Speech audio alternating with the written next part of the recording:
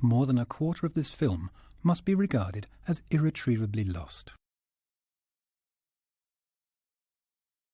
Few films have been so systematically changed, mutilated or corrupted as this one. Shots and titles have been omitted and changed.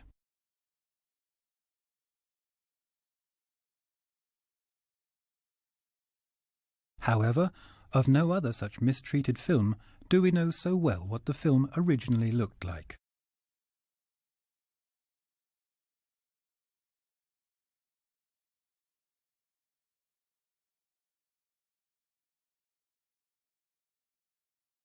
Fritz Lang and Tia von Harbu, different sex Siamese twins, just like their film.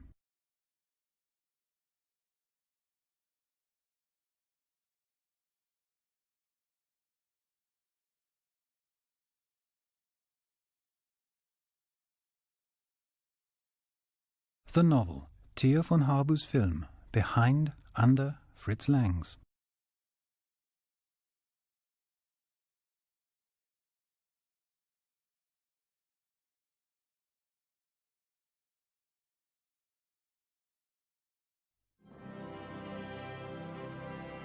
At this point, the music started during the first screening, the Metropolis theme. A fanfare motif. The orchestra follows. A column of sound emerges.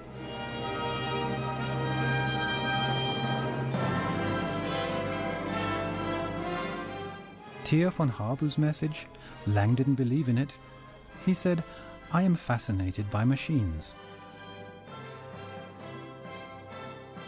Metropolis, the mother city, city of mothers, mother of all cities.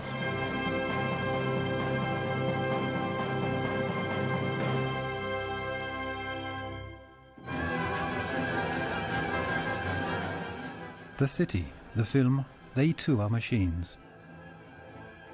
Flywheels, a crankshaft, an eccentric disc, a machine without workers, devoid of function, pure movement, rotating, thrusting, a machine of desire. Round shapes and jerking movements become one in the image of two clocks.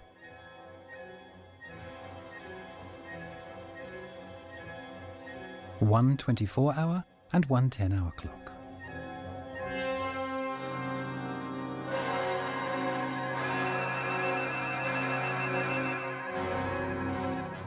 Day shift and night shift, 10 hours each, mark the Metropolis working day.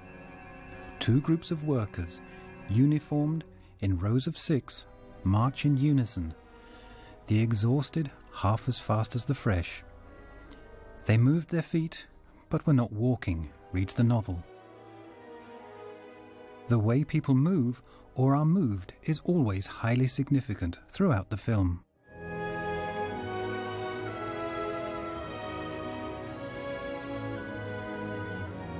The Workers' Theme, a funeral march.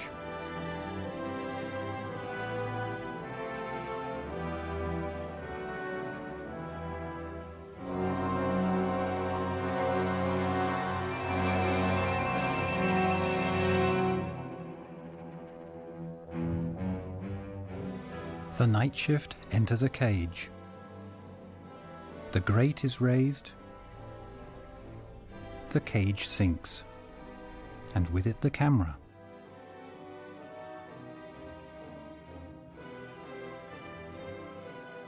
A title picks up the movement. Even the titles the young Louis Buñuel wrote in his review of the film, how they rise and fall, blend with the movement as a whole, become pictures themselves.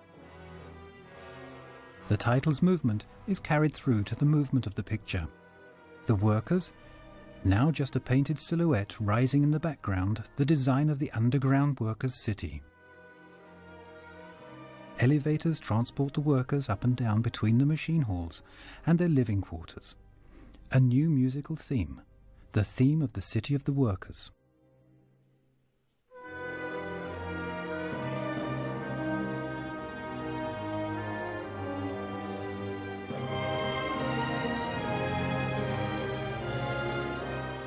the main square of the workers' city, simply a transit area for the workers returning to their quarters. In the centre a gong, again a kind of alarm clock.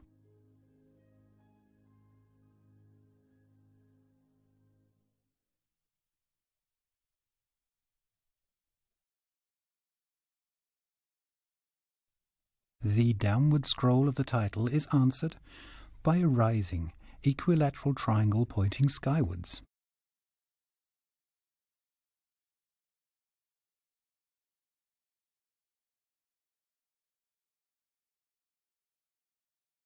The sports stadium. The contrast is stark between its openness under sweeping skies and the cramped city of the workers.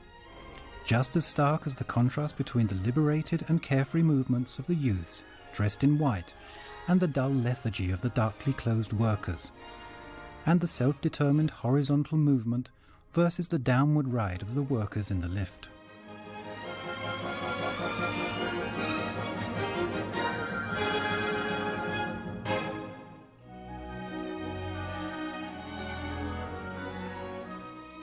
A light-hearted waltz, no musical leitmotif accompanies this scene.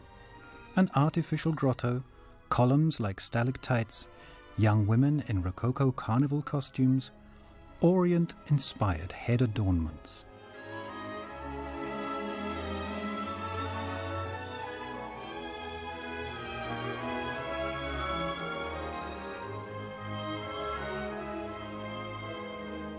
The tricorn is of Venetian origin.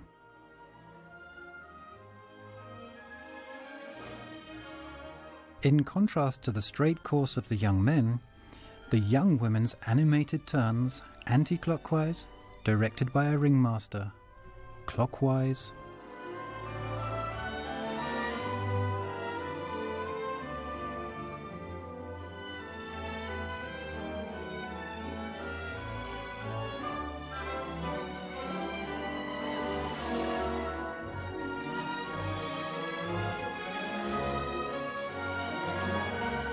A playground is the pleasure garden of the sons, an infantile idyll, nature, sex, eroticism in chaste playfulness, like the water in the fountain, a transparent dome masking a statue of a siren.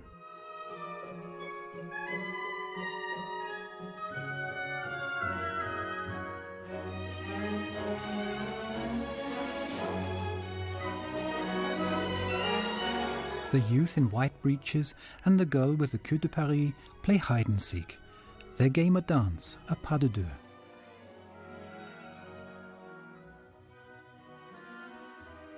A scene highly charged with erotic allusion, yet so intensely innocent that we do not actually expect a real kiss.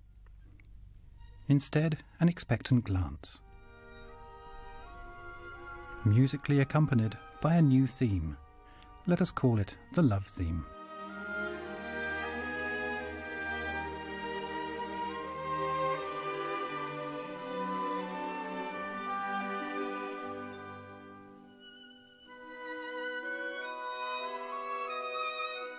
Answered by an apparition.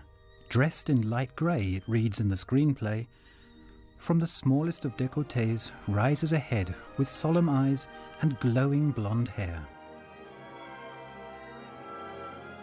The austere countenance of the Virgin, the sweet countenance of the Mother, reads the novel. The Mother without a man, Freda's dream.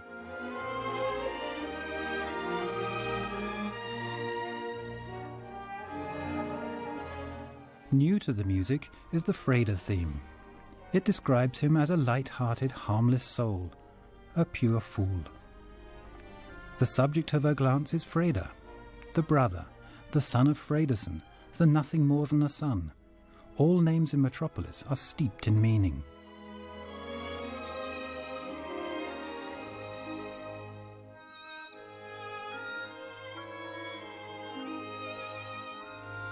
Heralded by the clarinet, a new choral-based theme, which from now on will accompany the entrances of the young woman.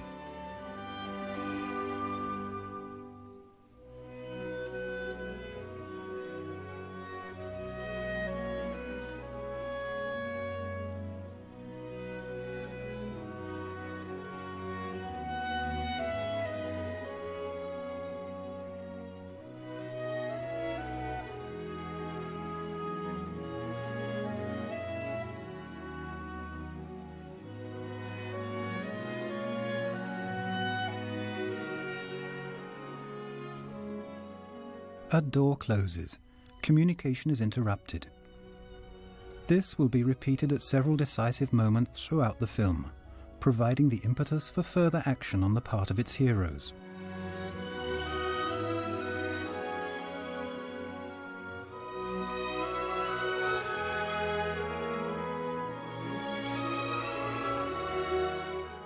Nothing could help him, nothing, the novel states at this point. In a tortuous, ecstatic omnipresence stood before his eyes the vision, a countenance, the austere countenance of the Virgin, the sweet countenance of the Mother.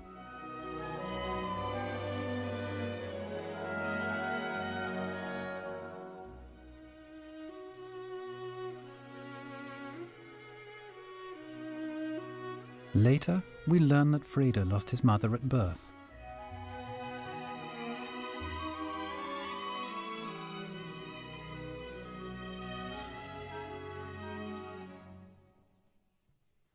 Freda runs.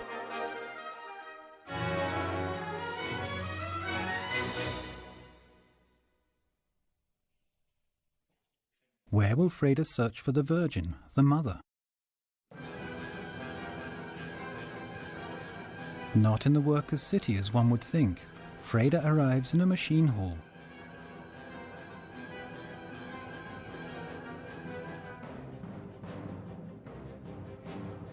In this film, we can never be sure whether what we see, what the characters see, actually represents reality or is an hallucination, a vision, a dream, which sometimes becomes a nightmare.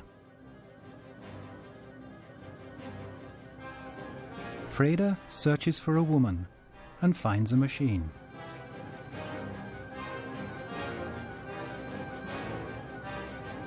In the novel, he now comes face to face with a machine of his own construction. He strokes it, feels its limbs, presses his face to its bulk.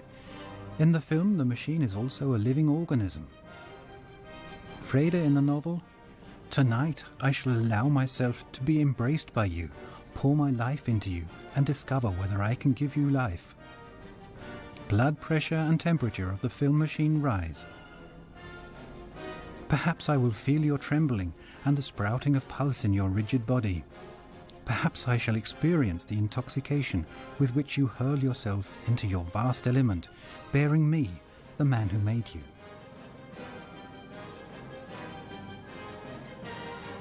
But Freda also knows, Freda in the novel, nothing in this world is more vengeful than the jealousy of a machine that feels neglected.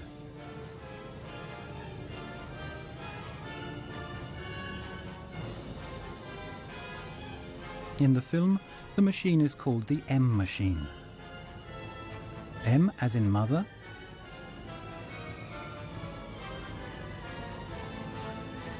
M as in Moloch. The Moloch theme, a threatening musical gesture.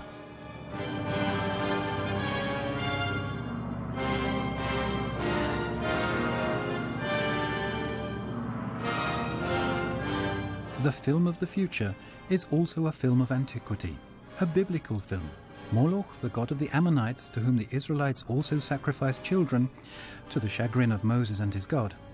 The film is littered with associations to the Old and New Testaments.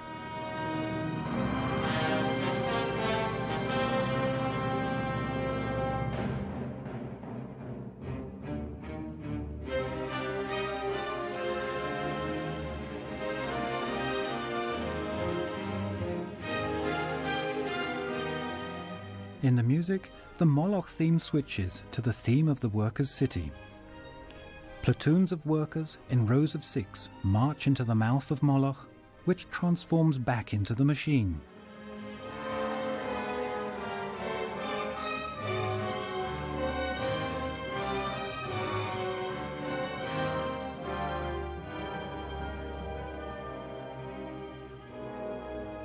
A machine which produces nothing, which requires the tribute of the dead and injured, like the bloody battles of the war, which occurred only 10 years before the film was made.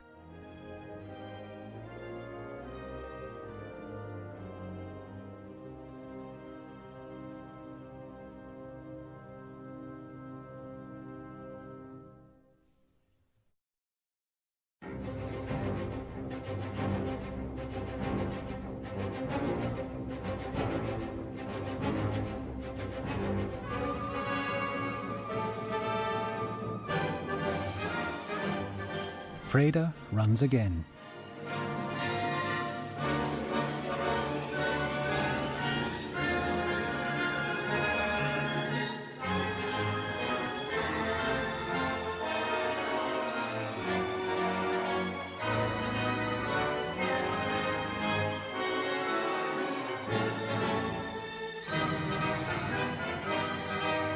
Towering structures, it says in the novel, packed together in blocks, tower up either side of the streets, more like mountain ranges than homes.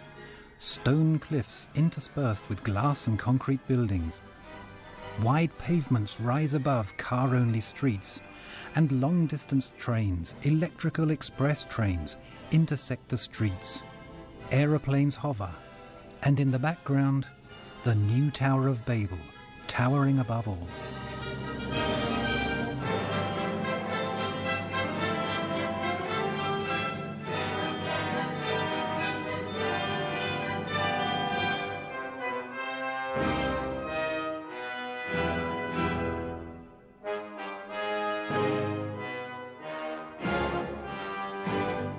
In the music, the Fredesen theme portrays him as a self-confident autocrat.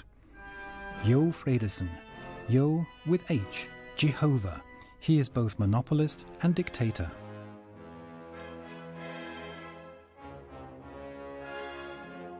In Thomas Pynchon's novel, Gravity's Rainbow, Franz Pöckler, a kind of Werner von Braun, remembers the film, which he saw as a student in Berlin. Great movie.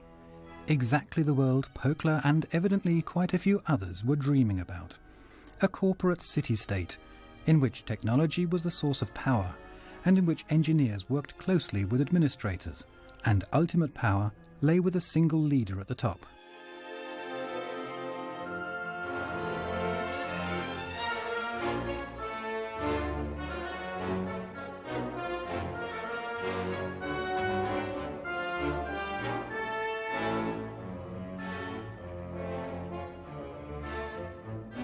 No sooner had Freda entered this room, according to Thea's novel, than he was once again a boy of 10, nothing more than the son of this father.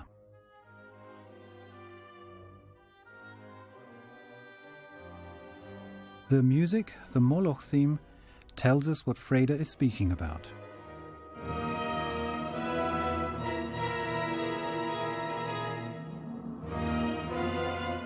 The gestures of the son, unlike those of the father, display trust, seek contact.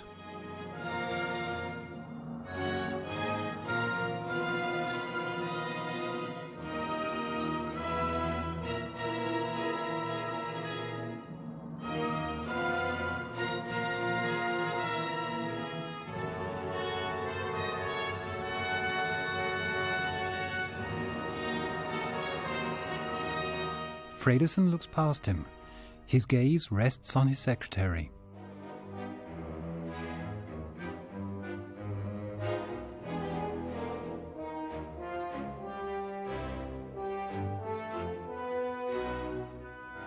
Fredesen's glances are orders, as are his words, his gestures.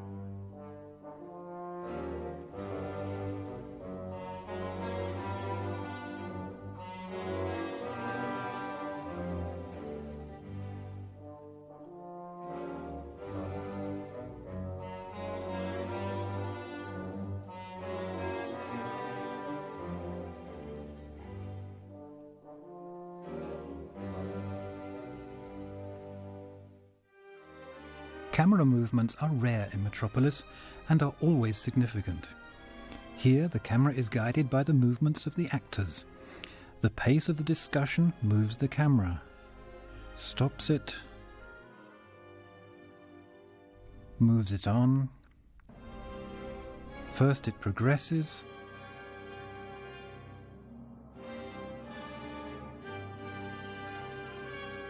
then it pans with father and son.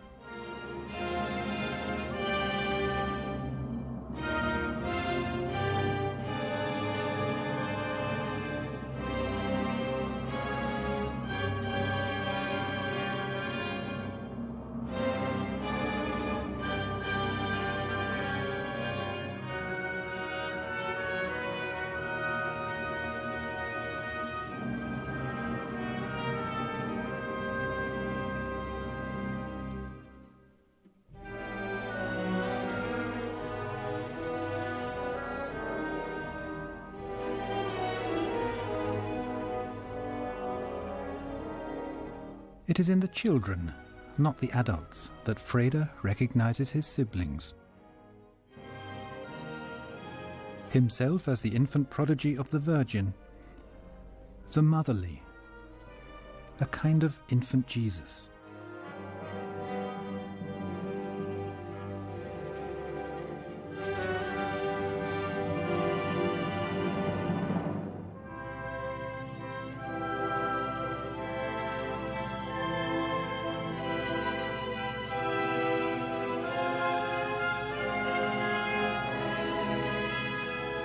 Fredriksson is not only ruler, but also builder of Metropolis. His city, an architectural dream, a dazzling futuristic city, constructivist towering structures as the urban crown of the new Tower of Babel.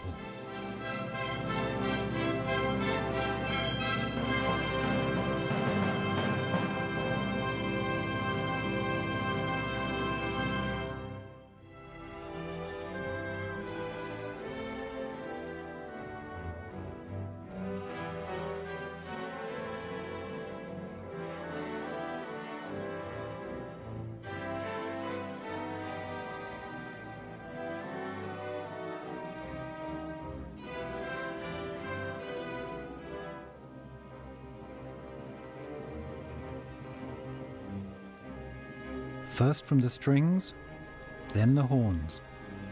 Allegro alla marcia, the theme of the uprising begins.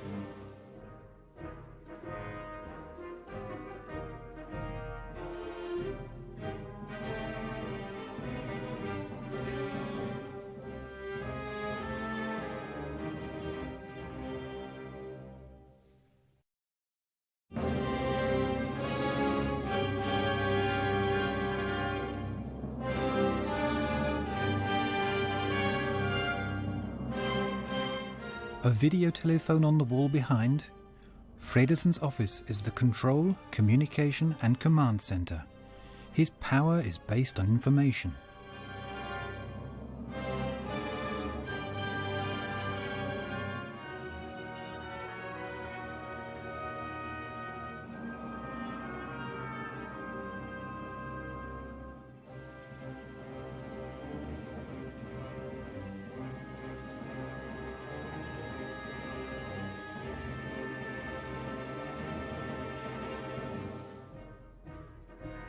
Above Fredriksson, on the wall, the lower edge of the 10-hour clock is now visible.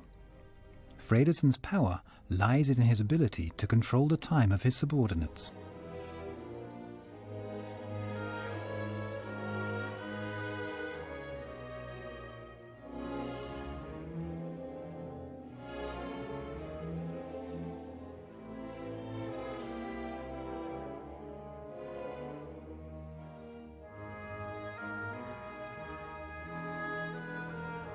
The worker, the capitalist, the clerk, the model of modern class society.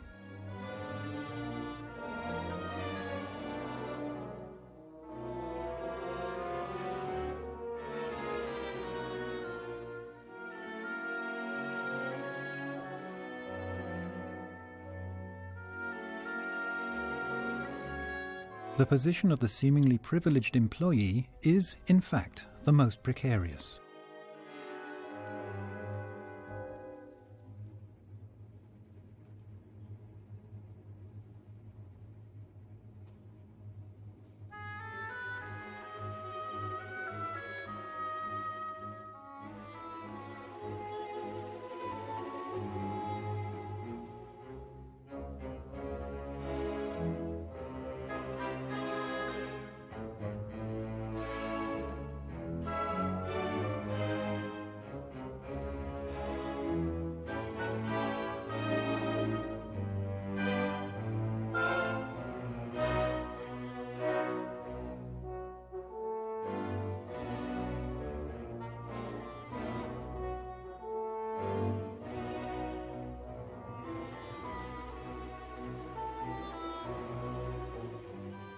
Again a door closes behind somebody. this person's disappearance motivating Freda to dedicate himself to this person.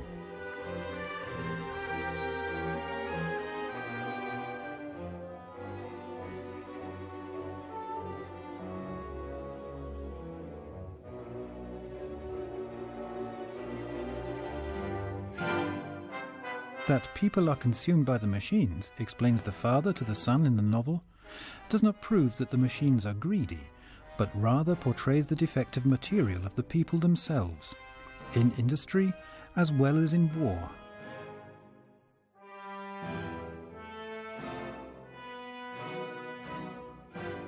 Again, Freda runs. For the father, the door closes behind him.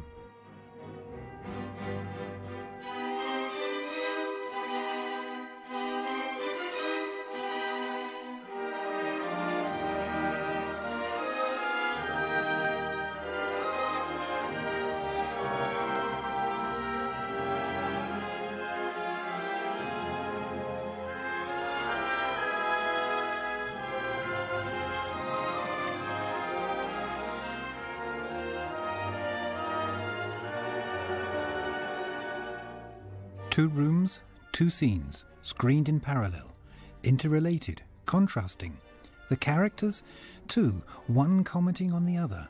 Here the staircase. There Frederickson's office. This becomes one of the film's narrative techniques.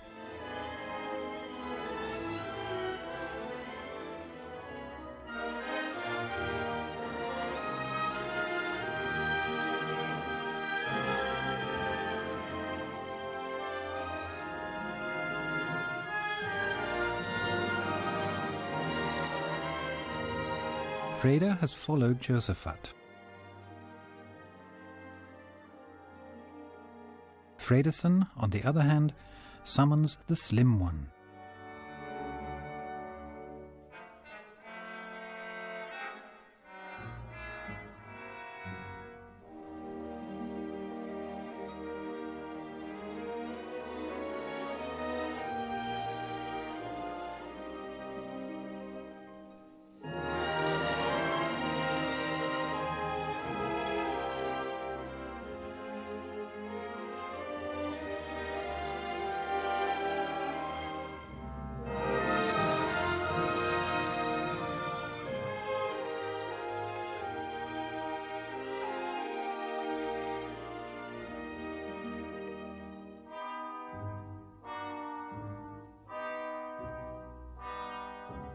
Fredriksson in right profile.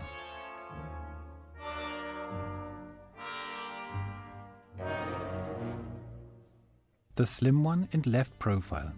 Take note of just how differently Lang stages dialogue.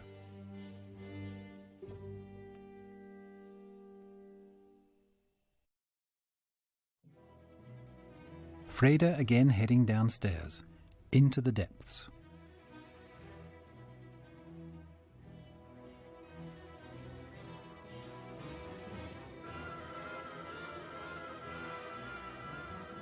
And again in an act of viewing.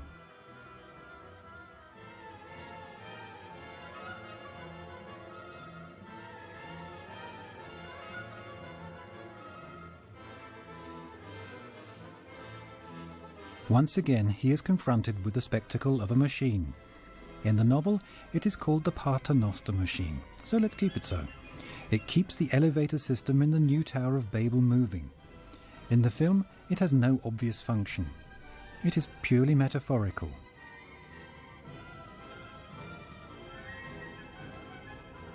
An allegorical machine, if you like.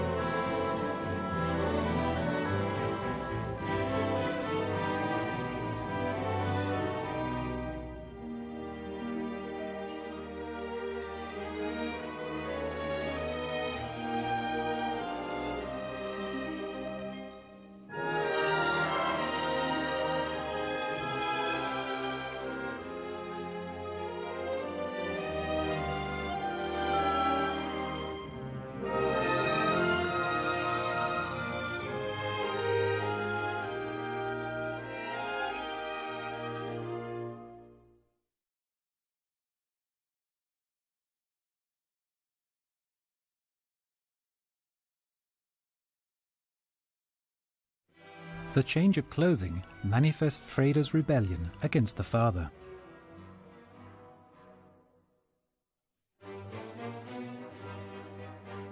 This is the beginning of the incarnation of the Son of Jehovah, his passion.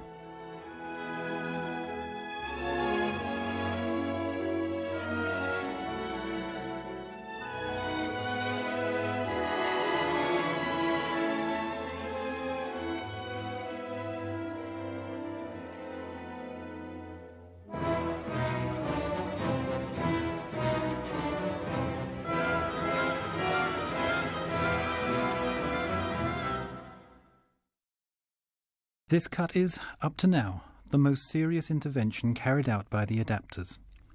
The critic Roland Schacht praised the missing sequence. Illusions similar to that of the Yoshiwara Pleasure Palace, which distract Georgi from fulfilling his task, have been used in French avant-garde films, but never to such tremendous synthetic characteristic effect as in this false, dazzling wax make-up way.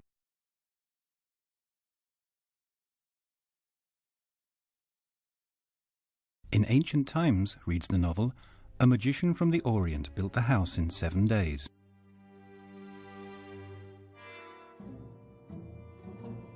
Then from a far distance came Rotwang, and, overcoming great resistance, took it for his own. The Rotwang musical theme is reminiscent of the Moloch music.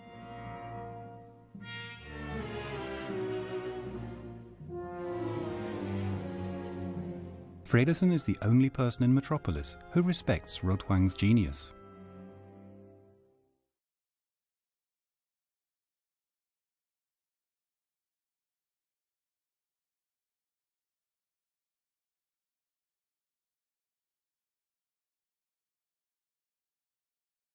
The removal of this figure is the gravest manipulation executed by the adapters.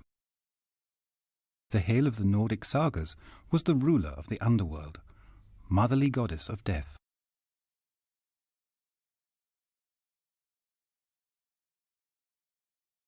In Hel, Rotwang has lost his lover.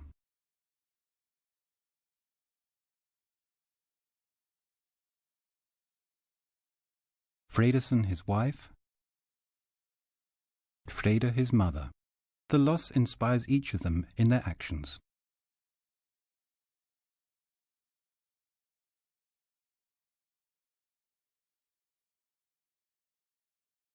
How Lang stages a dramatic dialogue.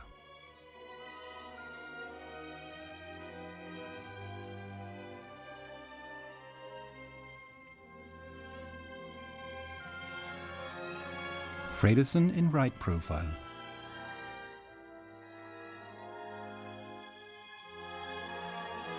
Rotwang frontal, eyes towards the camera. Both. Fredriksson in right profile, Rotwang in left profile.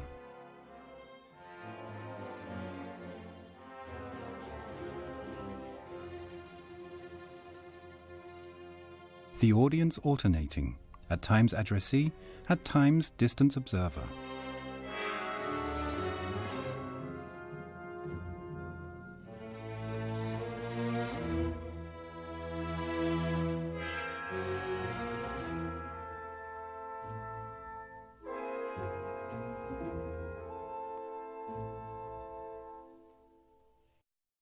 Curtain up for Rotwang's first scene, the entry of the mechanical woman, the new Hel. On the wall, a pentagram, the magical symbol. The tip pointing downwards suggests the satanic. A metallic phallus with female physical attributes, with breasts, and on the abdomen, mounted and exhibited the genitalia.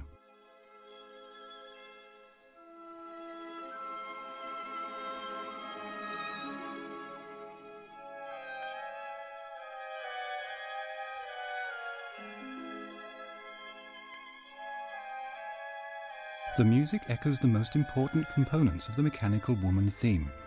It comprises 3 motifs attributed to the various aspects of the being, and which at times appear separately, at times in unison.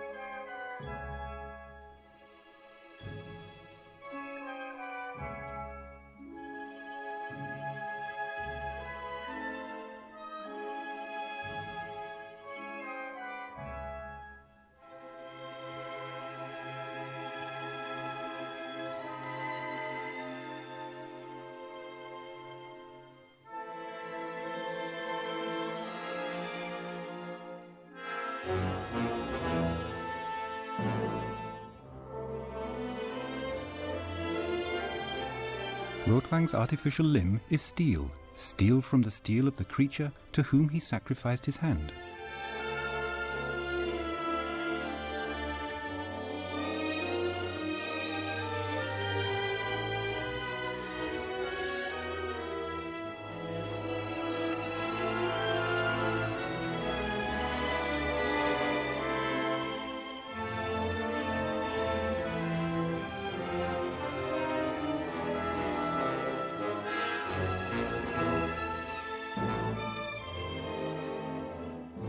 Another parallel scene.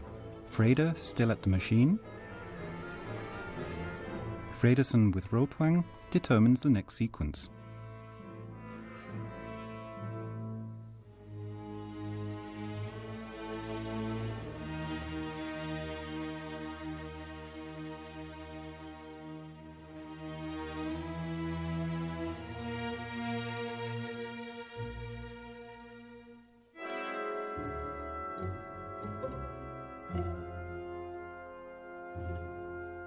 The plan. Fredersen's copy.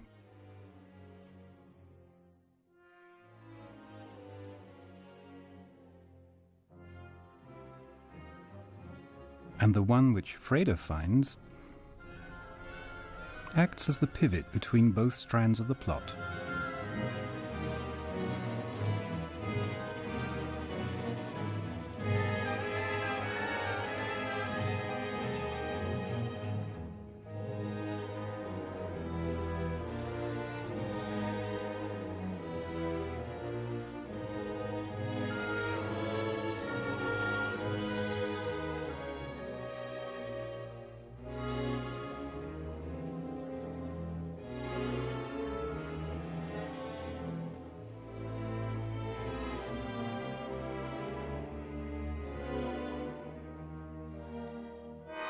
Rotwang's library, ancient tomes and a neon spiral lamp.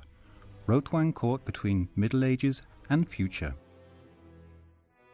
Fredersen, in contrast, with a chronometre movado on his wrist, is the epitome of 20s modernity.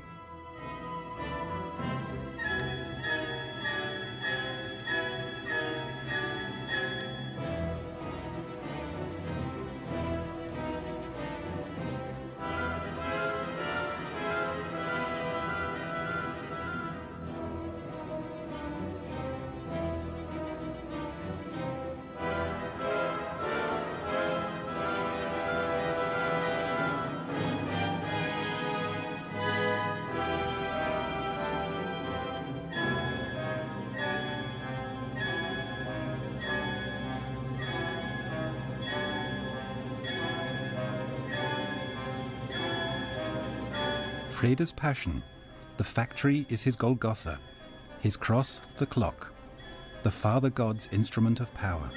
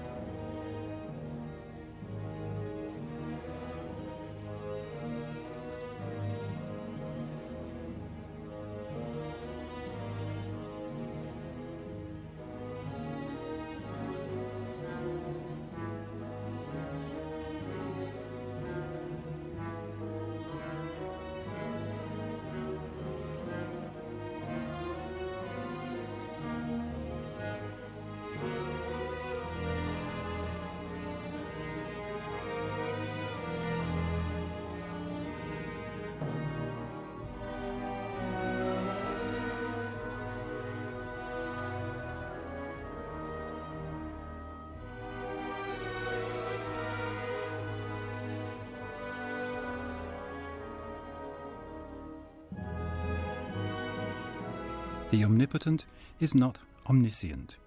Lack of information is the motivation for Fredrikson's departure.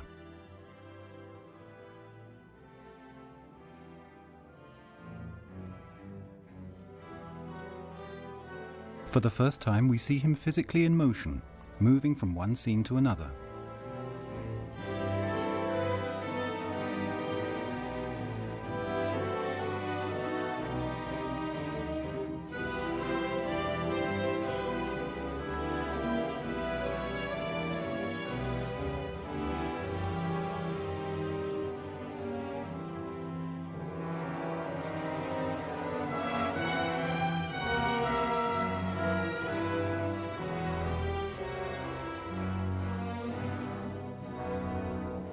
Fredriksson and Rotwang descend from right to left.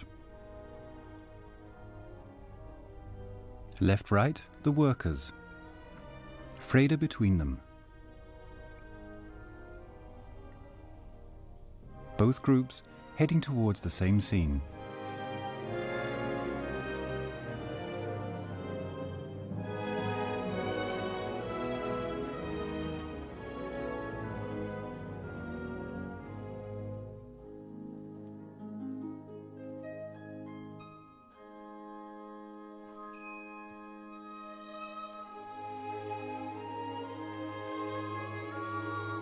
Freda, hand on heart again, the love theme from the garden scene in the background, sees a type of crypt, it states in the screenplay, with 8 or 10 tall rough crosses, but no crucifix.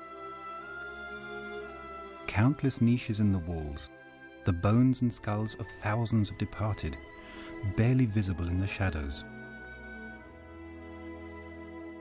A mixture of early Christian place of worship, Sienkiewicz's Quo Vadis had just been filmed with Emil Jannings, and Pagan Underworld is the place where Freda meets the Virgin, the Mother. Again, "Look at me, Virgin," his eyes prayed. It says in the novel, "Mother, look at me."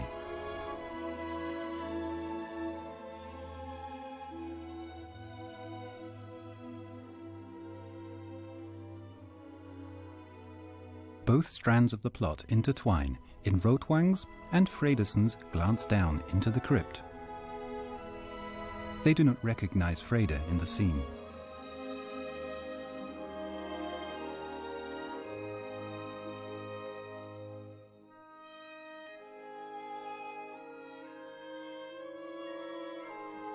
The preacher is reciting a screenplay.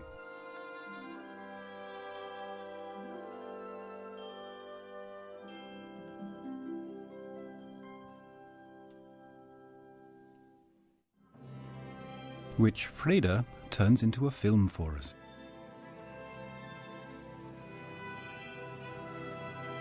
The creative man, priest, ruler, architect.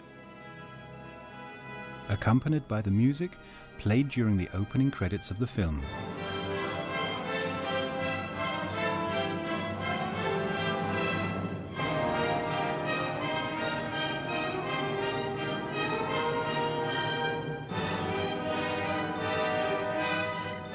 What here looks like a mammoth construction in panoramic shot turns out to be a model, around which a group of architects has gathered.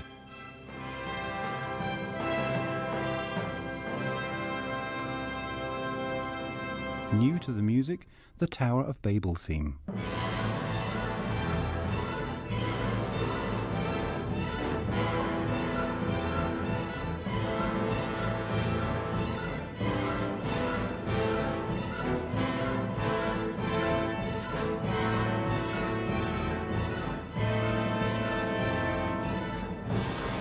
Five groups of workers, a metaphor like the fingers on a hand.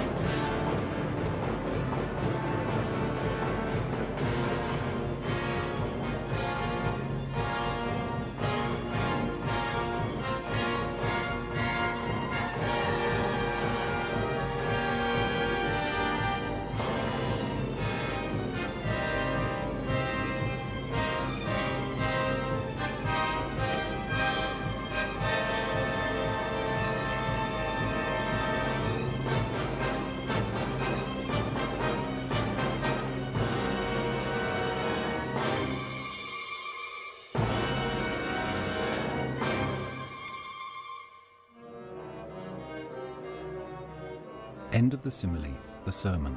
End of the projection.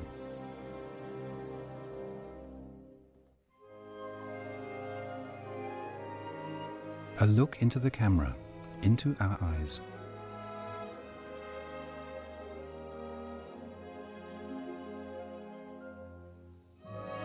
The epigram.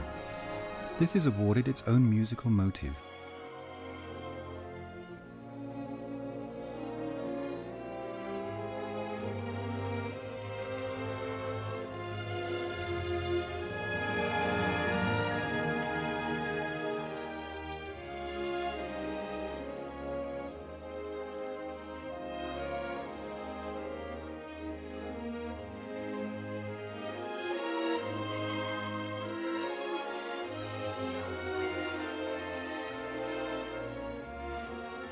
Thus we learn her name.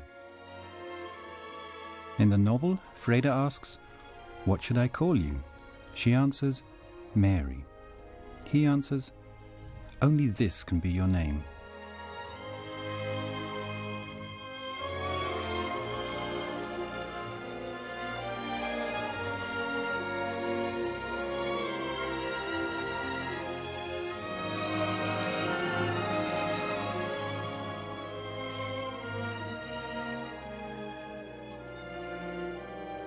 Allegro alla marcia, the theme of the uprising.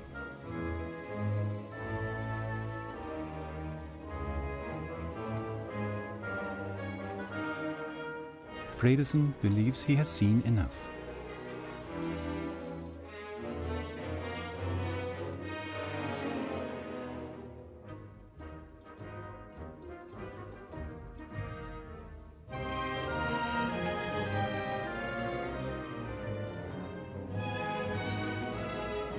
What Rotwang sees, however, and wants to prevent Fredesen from seeing, because a new plan is germinating in his mind.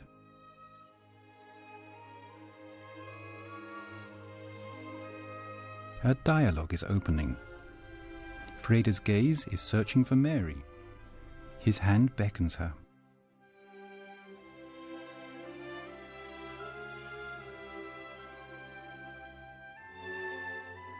He begins to speak.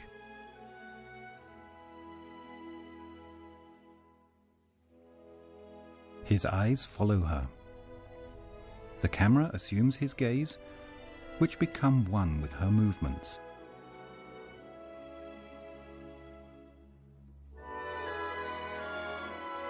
Scans her gaze, sweeps her gaze directly into the camera, moving gently to him, unites both in the picture. The speaker always in semi-profile, the listener laterally from behind.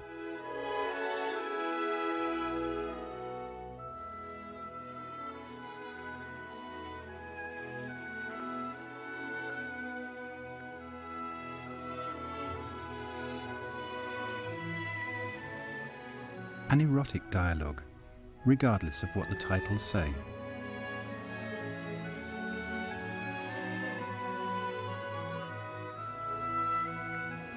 The love theme is playing.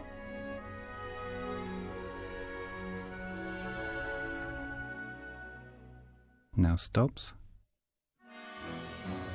and is replaced by the Rotwang and Fredesen themes in accentuated variations.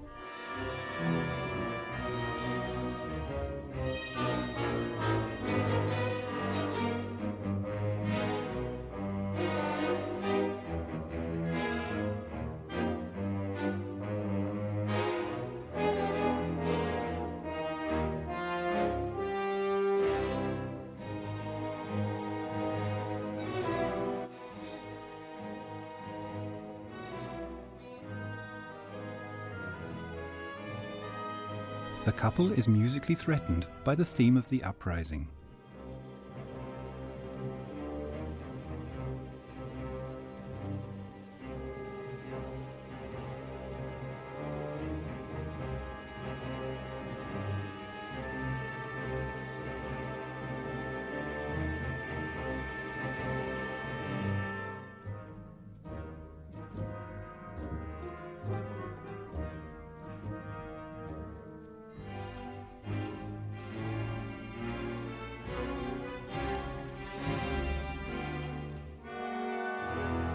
Will Rotwang give up his project to recreate Hale?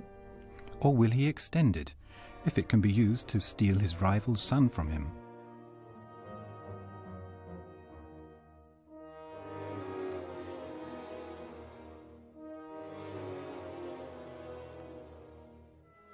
The son of Hale,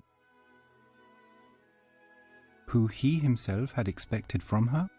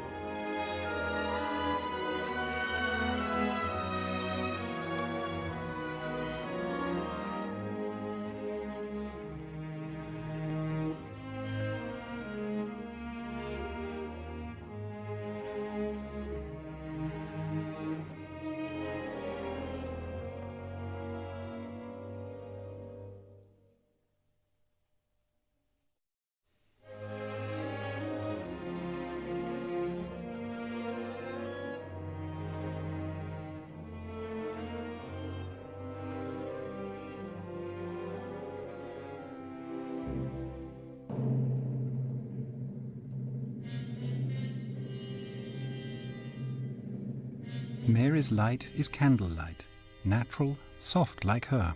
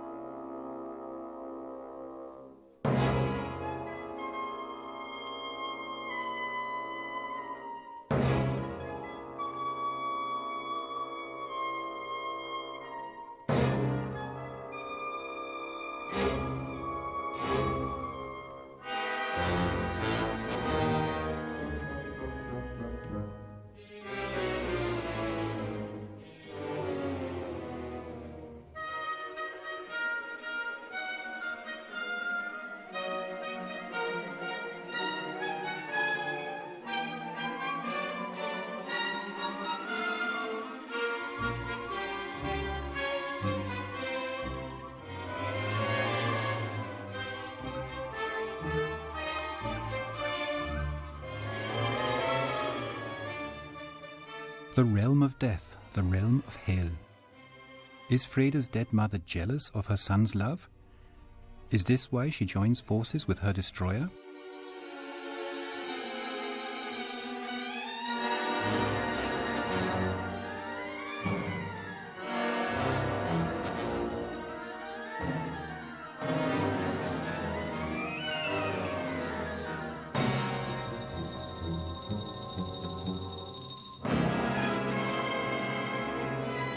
Rotwang's lamp is a mechanical tool, like his steel hand, the entire man, a hybrid of man and machine. Lucifer, the bringer of light, is one of the evil one's names.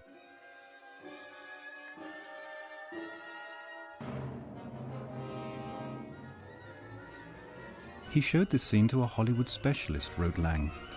This beam of light which impales the prey on a sharp needle, refuses to release it, driving it before him in relentless pursuit, onward into a state of abject panic, caused the mild-mannered American to confess naively, "We can't do this."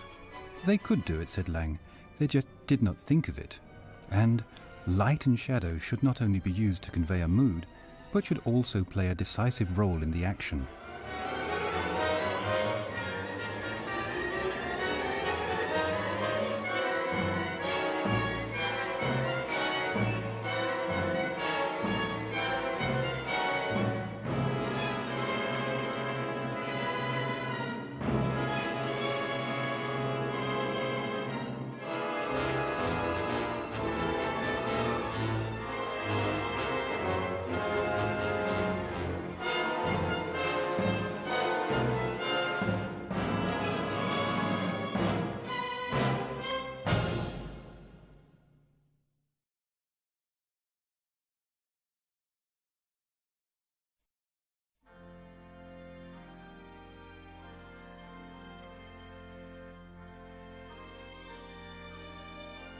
The Cathedral, a second piece of the Middle Ages in the heart of the city of the future.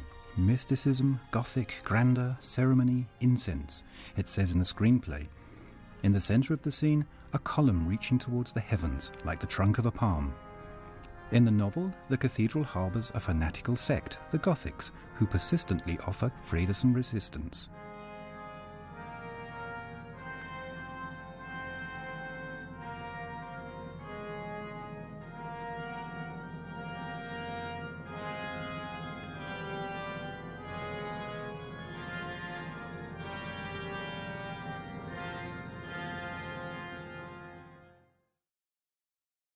The adapters of the film reduced this strand of the plot even more.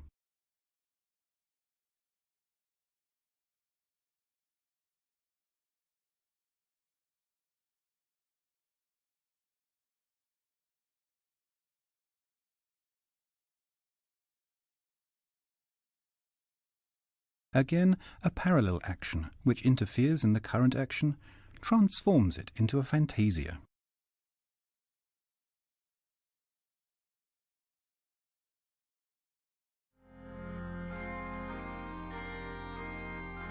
The music in the cathedral scene, the Dies Irae, musical epitome for death and disaster. In the original version of the film, the musical leitmotif is intertwined with the memory of the penitential sermon of the monk at the cathedral.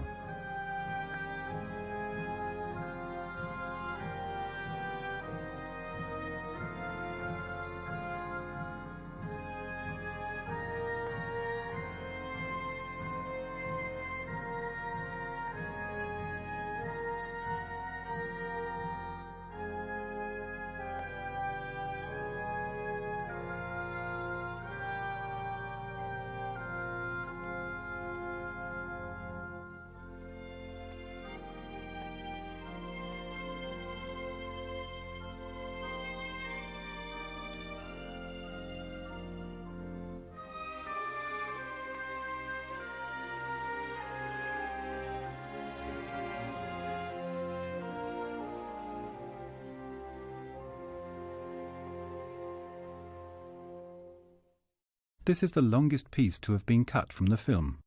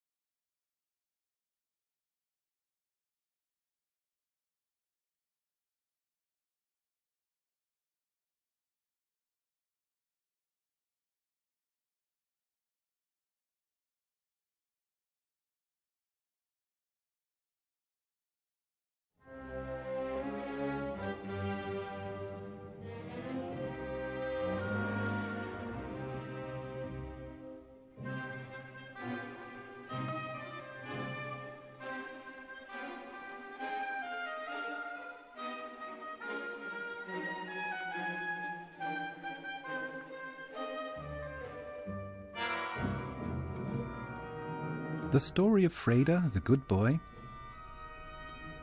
Rotwang, the sorcerer, and the abducted Mary gives Metropolis the air of a fairy tale in a particularly unambiguous way.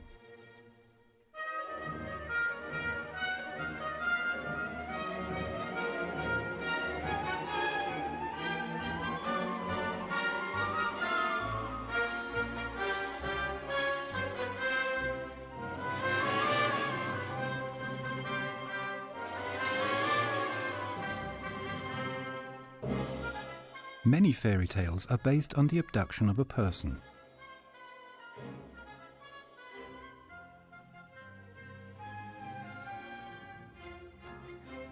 The evil character captures or imprisons someone. He foists another person onto this person.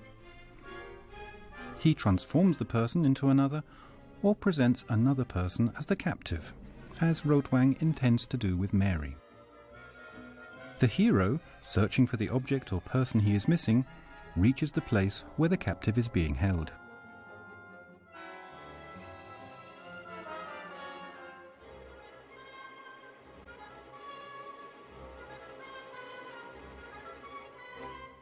The hero, the searcher, is shown the way.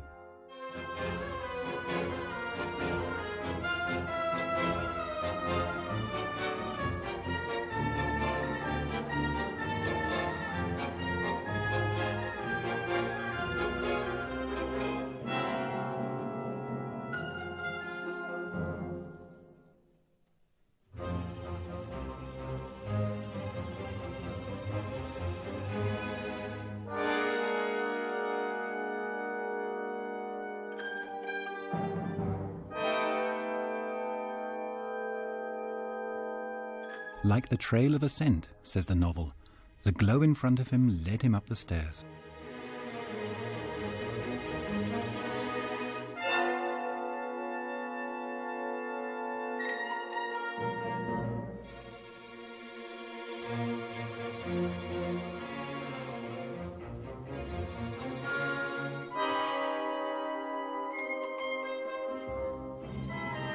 The old house sucks Freda in.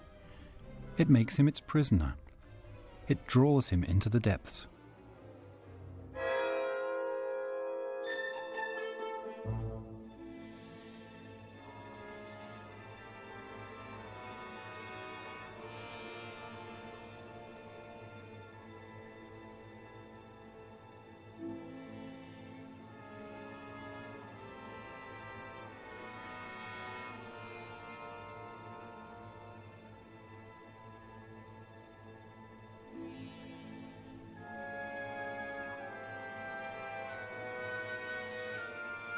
The machinery of the old house is like a model of the narrative mechanism, which keeps both hero and audience moving, always being shown something before it quickly disappears again.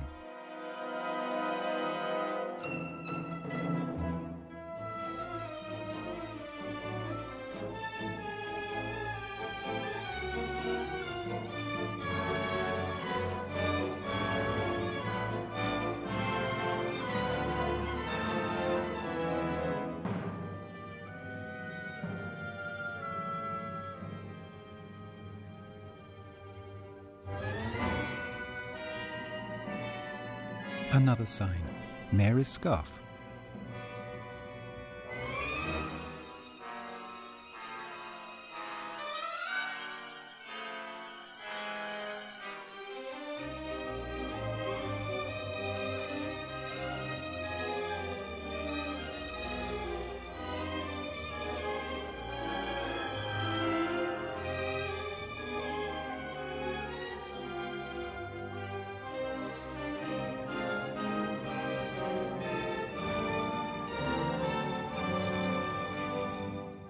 And once again, Freda's call for the Virgin, the Mother, is answered by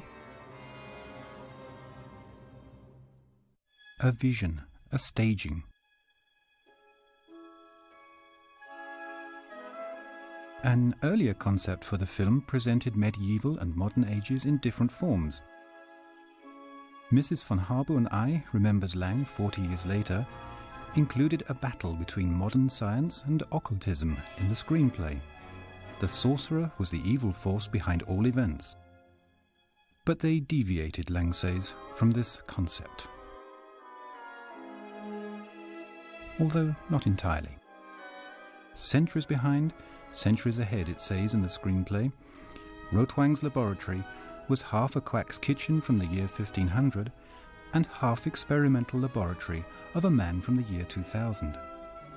In Rotwang's character, Harbour and Lang merged both magic and modern in one entity. An hermaphrodite, like the film in which he appears, that could have been conceived and staged by him, just like the transformation of the mechanical woman into the image of Mary.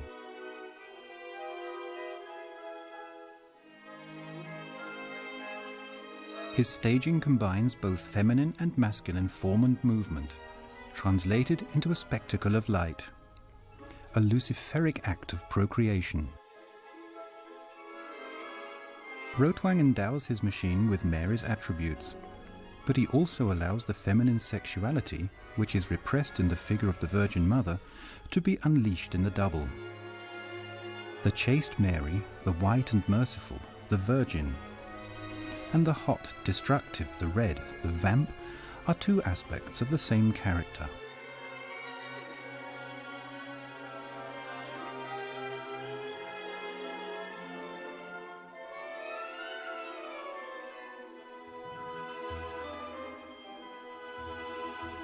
Rotwang's experimental table, with Mary as Snow White waiting in her glass coffin to be awakened, can be seen as the couch of Rotwang the psychoanalyst.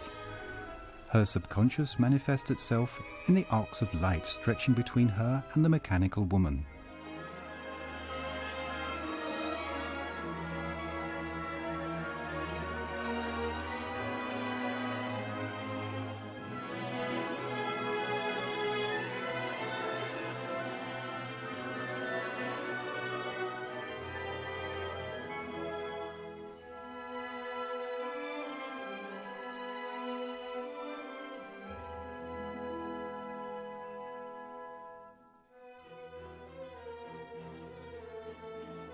Freda, like awakening from a nightmare, sees himself in another one.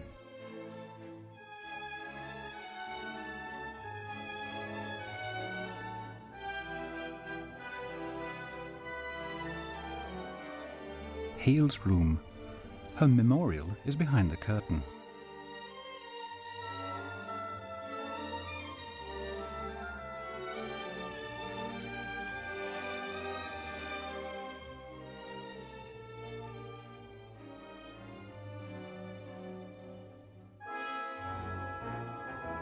Mary's theme, agitato in a minor key.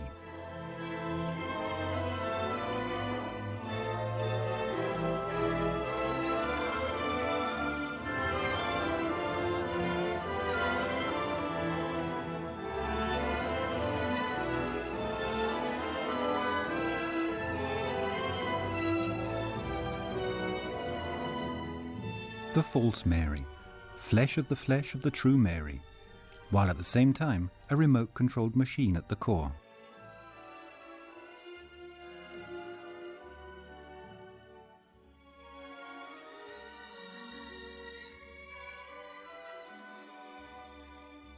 Why is Friedeson so doggedly determined to destroy the true Mary?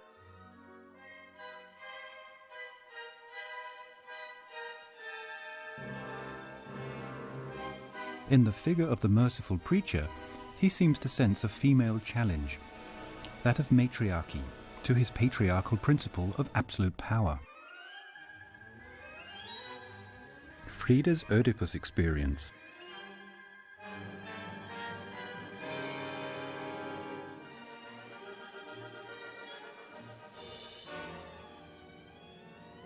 The shock causes Freda to see father and mother, whom he imagines as Mary, rotating round each other.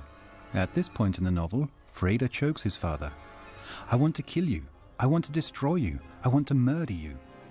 In the film, a fall, downwards into the depths, into the chasm of the subconscious.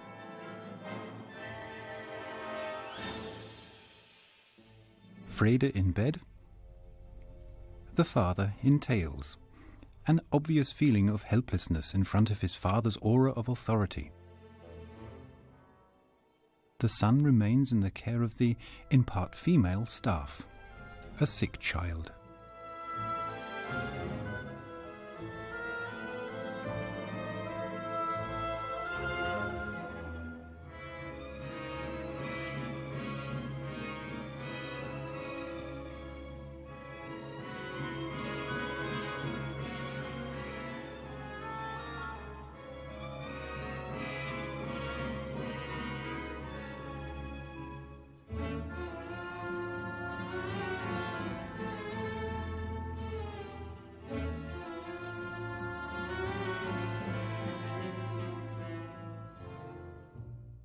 Freda's unconscious state again fades into a Rotwang staging.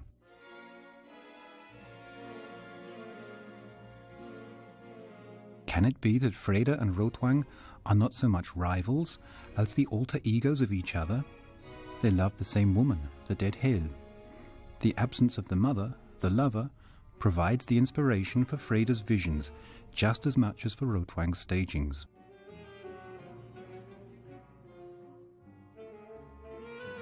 Rotwang's audience consists entirely of men, old and young, fathers and sons.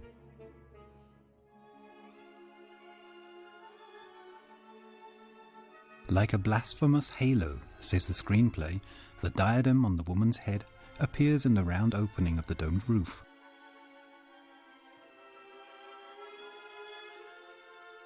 That fades out.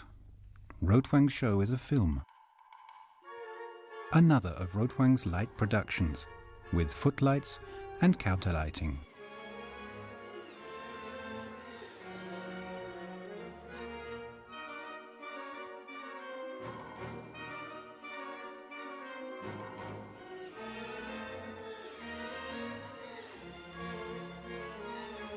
Rotwang's show and Freda's delirium become one. An important strand in this mesh, Freda's reminiscence of the monk's sermon in the cathedral, has again been cut by the adapters.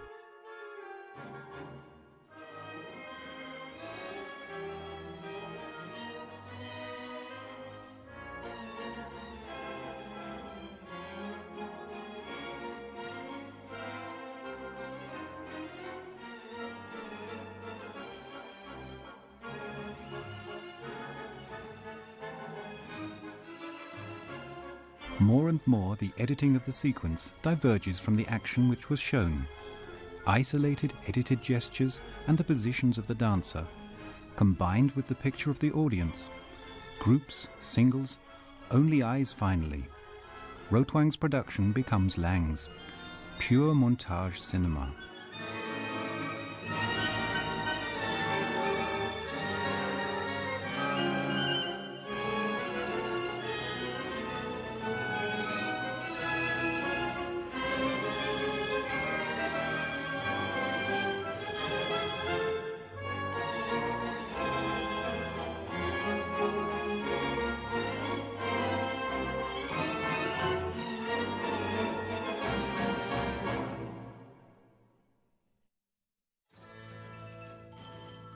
Rotwang's show now clearly becomes Freda's vision. The memory of the 7 deadly sins in the cathedral,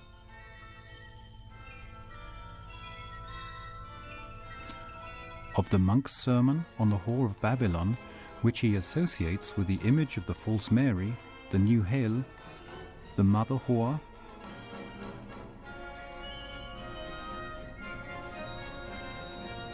which becomes one with that of the Metropolis, the mother city.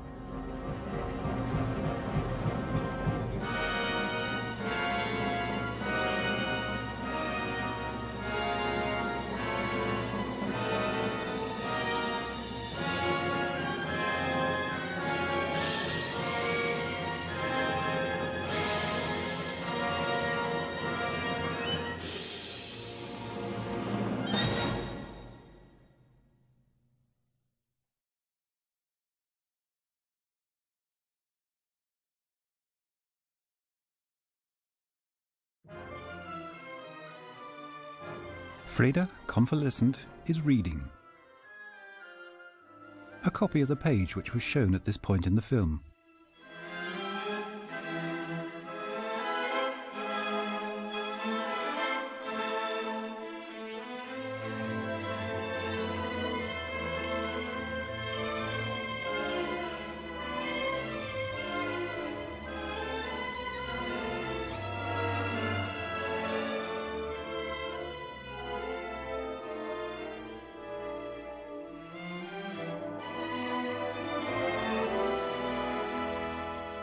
Again, 2 parallel scenes. The second, once more cut by the adapters. The spy reports to the father, the friend to the son.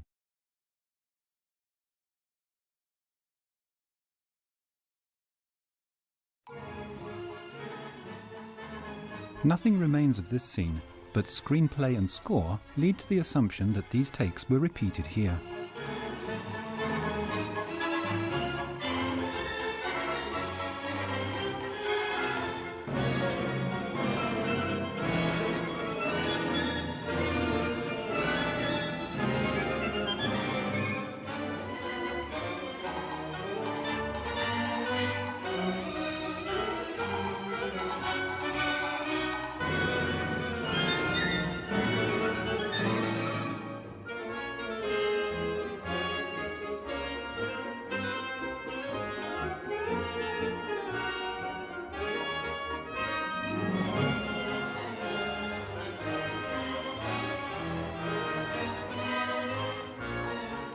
only very few of the Yoshiwara scenes have remained intact.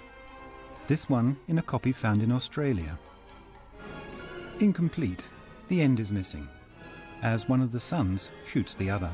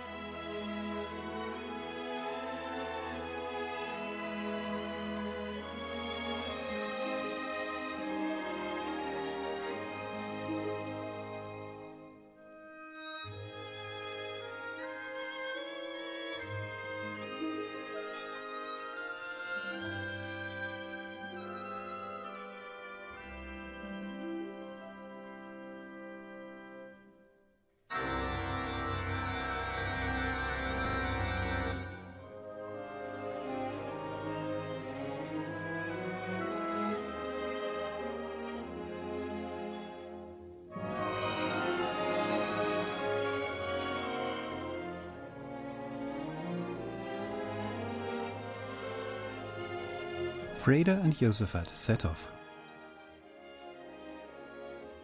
Fredersen gives Slim an order.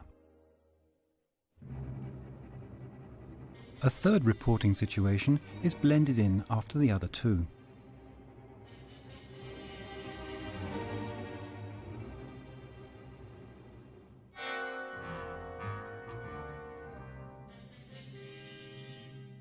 Rotwang tells Mary.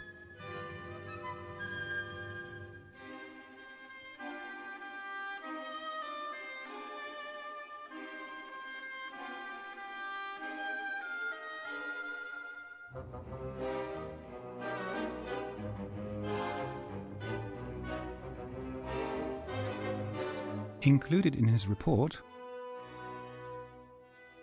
as a parallel action, is the activity about which Rotwang is speaking. Like the group of rich sons in the dance hall, the group of workers in the catacombs too fall under the spell of the vamp.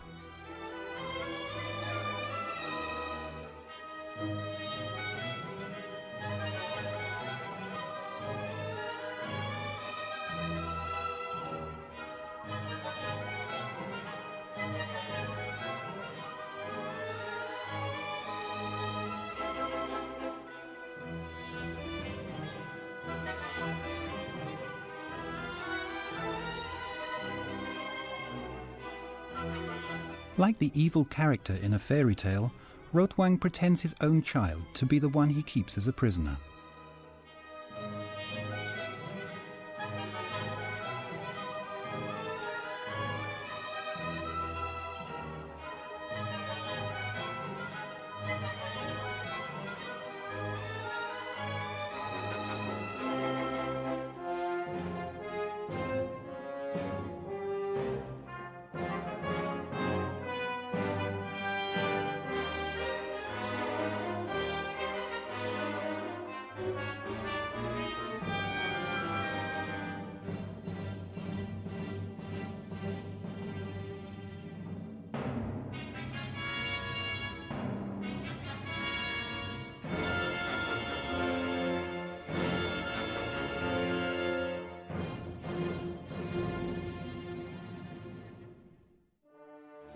Ufer regarded the Red Mary's speech as inciting and ordered a milder form for the second version.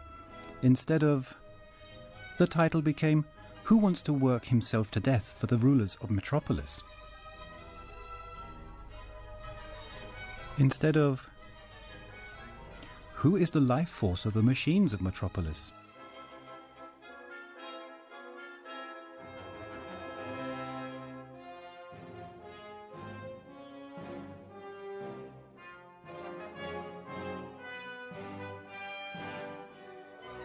Instead of, in the revised version, it became, Who are the slaves of Metropolis?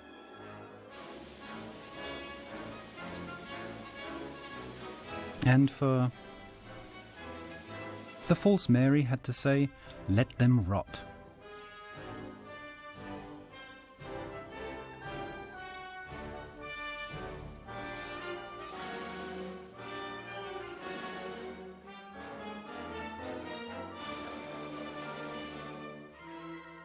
Freda, who only had visions before, has gained a critical perceiving view.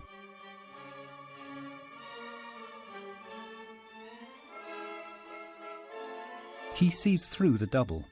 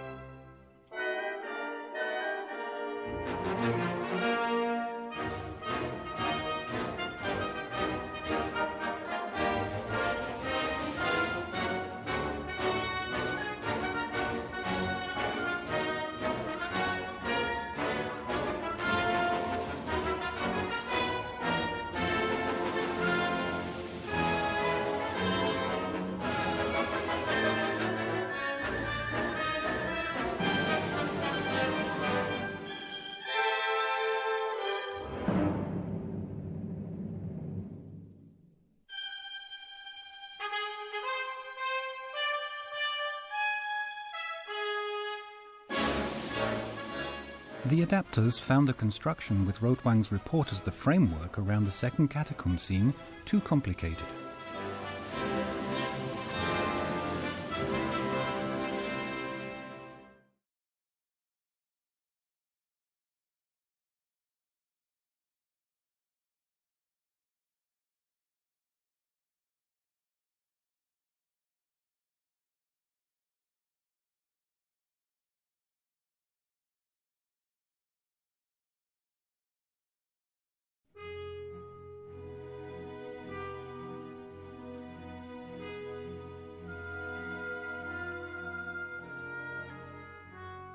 Georg's martyrdom not only seals Freda's new role as a critical perceiver, but also shows him as a future saviour, as a new messiah.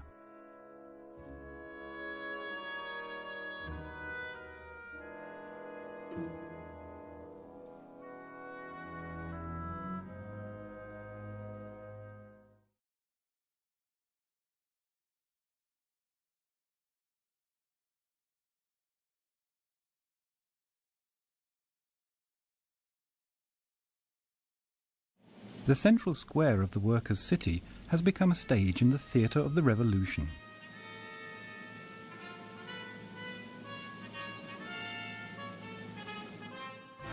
The first beats of the Marseillaise. Not only the music is imbued with the character of a citation, the way the false Mary whips the crowd into a frenzy corresponds to her performance in front of the rich sons. The gong podium is a tribune for the performance in which not only she takes part, but an ecstatic ensemble.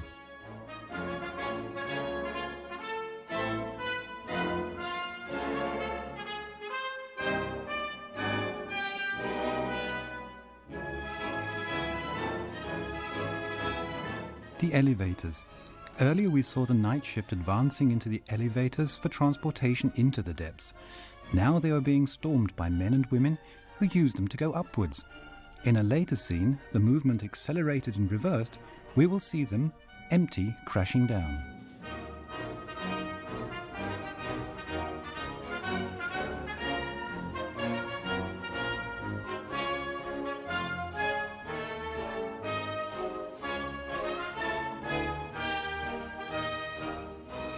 In the beginning, only men were present here.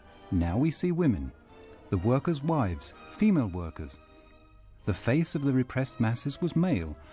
Only with the uprising unleashed does this face obtain female traits, does its female base appear, hitherto oppressed by organization, control, discipline. Again the same venues as in the beginning, in reverse order and viewing direction. At the start the workers, silently waiting for the raising of the grating. Now the unleashed mass, men and women, deliriously determined to blow it up.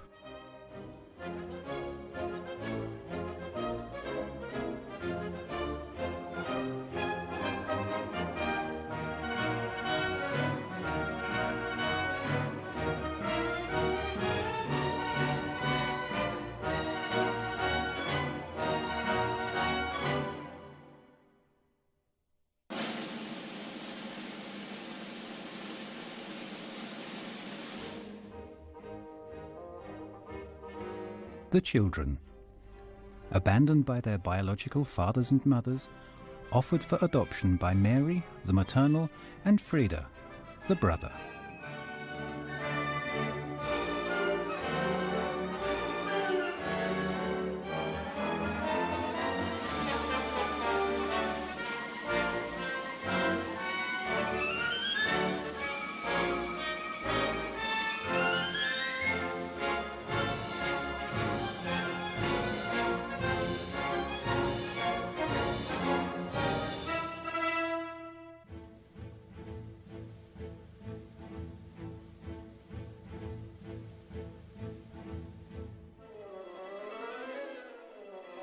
Again, two people.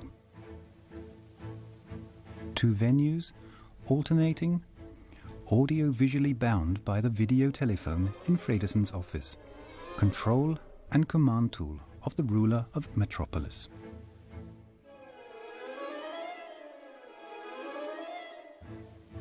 Subordinate and superior.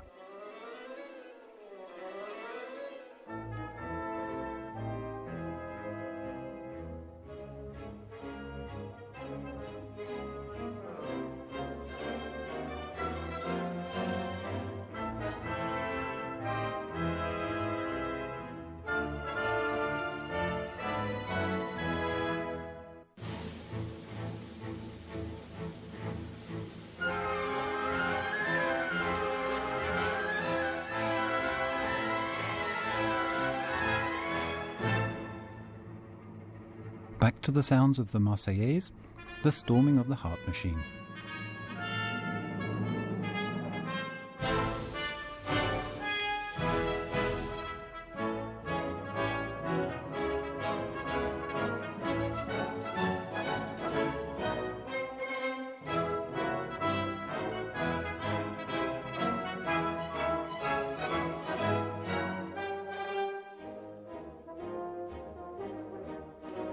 The two Marys, now in parallel action, the true, the white, finally free to continue her reconciliation work.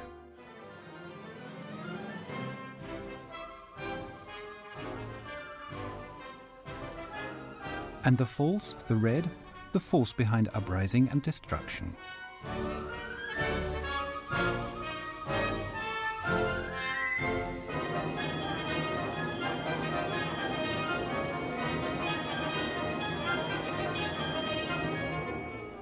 Mary on her way to the city of the workers, to save the children abandoned by their fathers and mothers.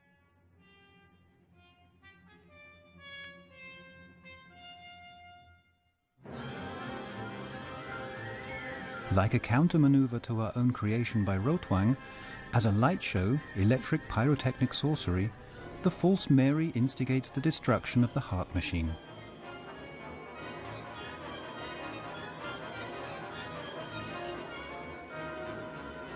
Before leaving the stage via a back stairway, a shadow ascending a staircase, exit to another theatre, another audience, the sons of the rich.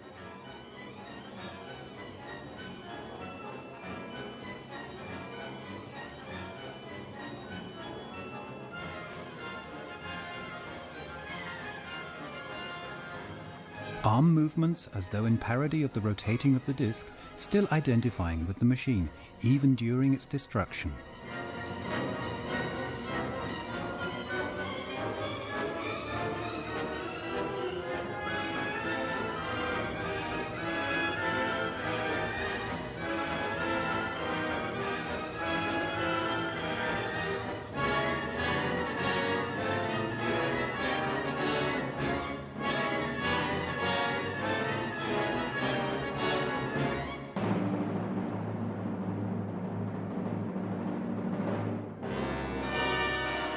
The elevators now finally descending, plunging.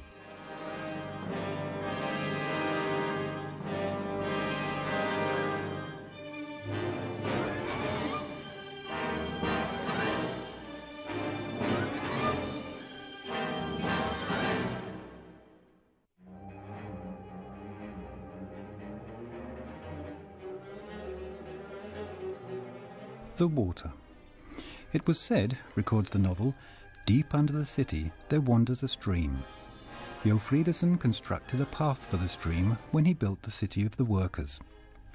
It was also said that the stream was feeding a large reservoir, and that there was a pumping station there, powerful enough to fill or empty the reservoir in less than 10 hours.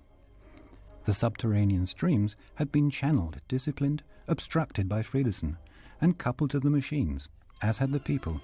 Now the unleashed waters of the depths join the uprising of the humans.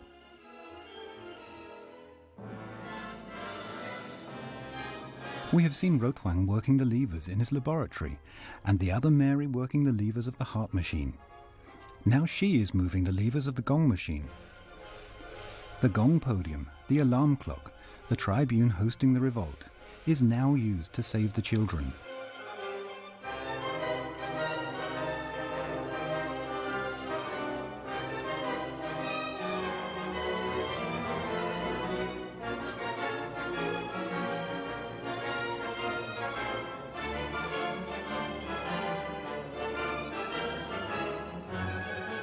The square fills with the water and the children. It is almost as if the children are involved in the flood, even though their own lives are in danger, and as if they perceive the absence of adults and breaching of the banks as a liberation.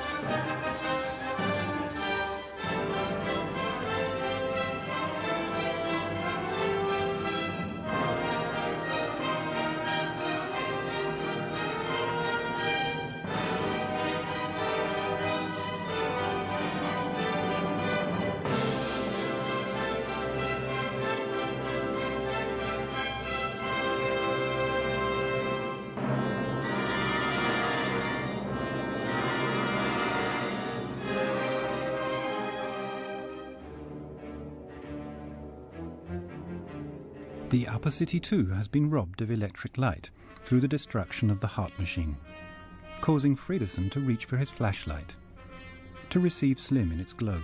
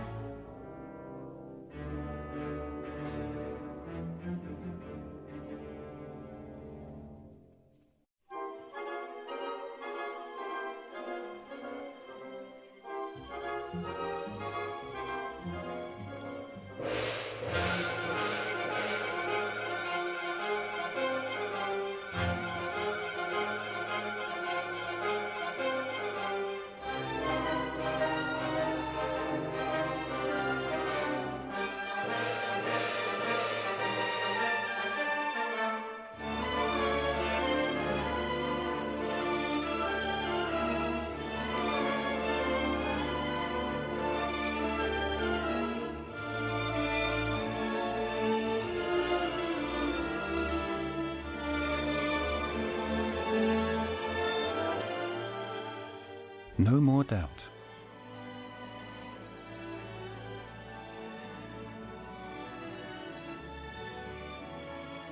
A couple of lovers.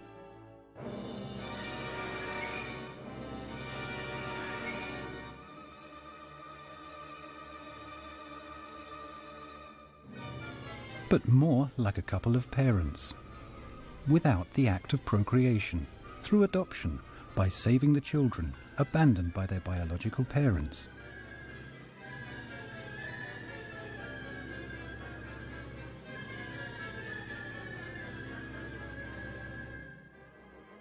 Not just a couple, but three, a trinity, of which there will soon be more, with interchanging members.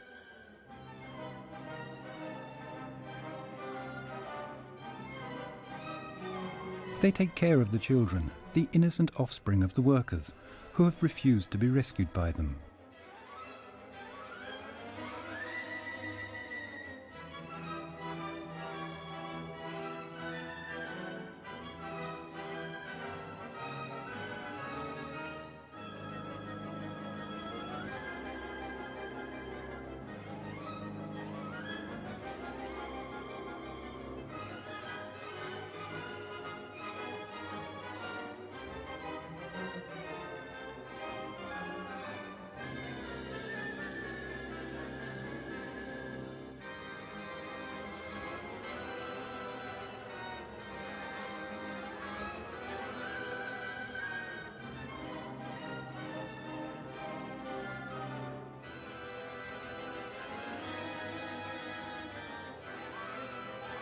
A last climb through the air shaft from the depths of the workers' city to the Club of the Suns.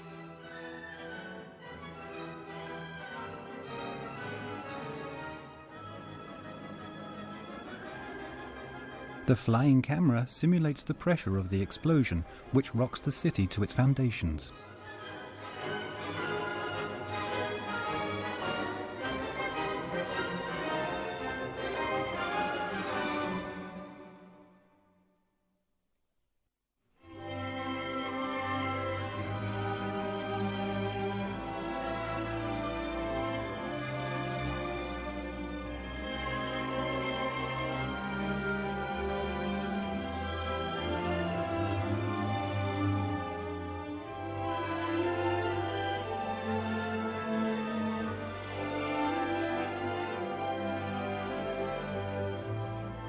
Finale, with Mary's theme.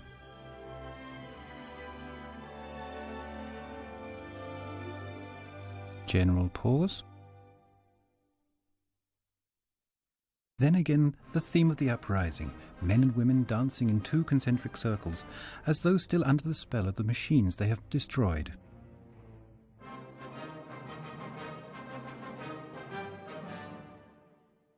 Four, actually 5 venues and actions with various characters are now interconnected.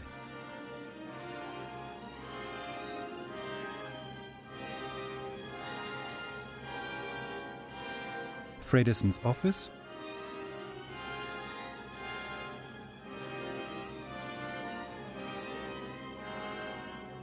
Fredesson and Slim, then the machine hall with the destroyed Moloch machine.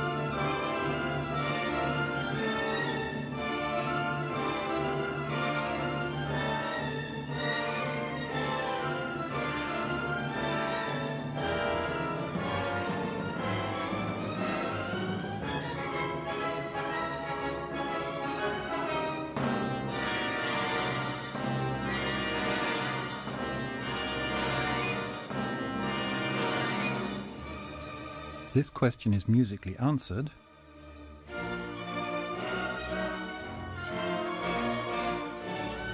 by a motif from the Mechanical Woman's theme.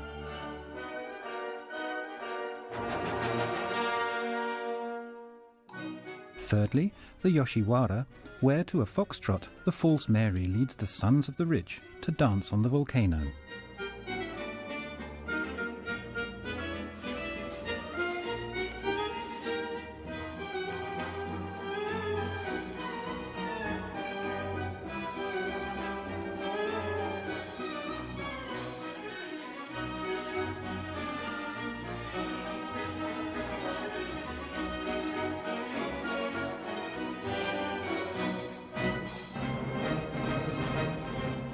The workers abandon the scene of action.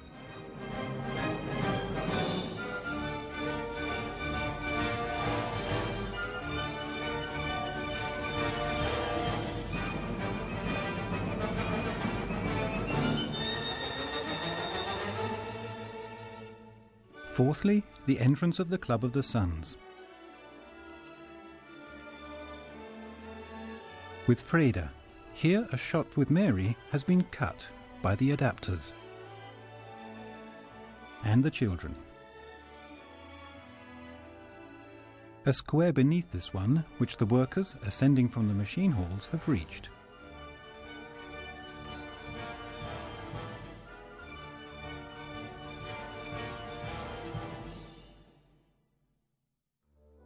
And finally, fifthly, Rotwang's attic room, where Fredesson's down-and-out opponent recovers.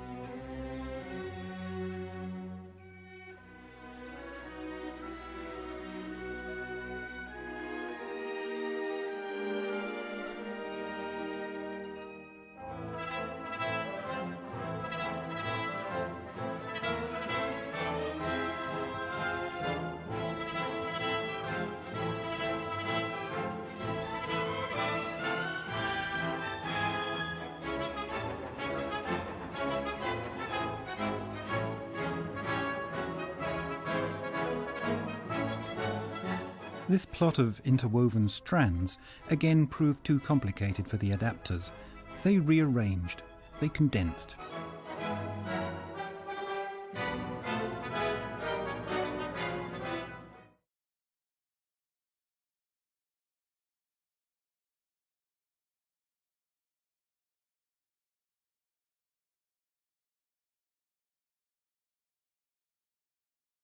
They edited the film, giving the impression that the false Mary is the only victim of the witch hunt, and that the true Mary is in no danger. By readjusting this shot, the true Mary becomes the other.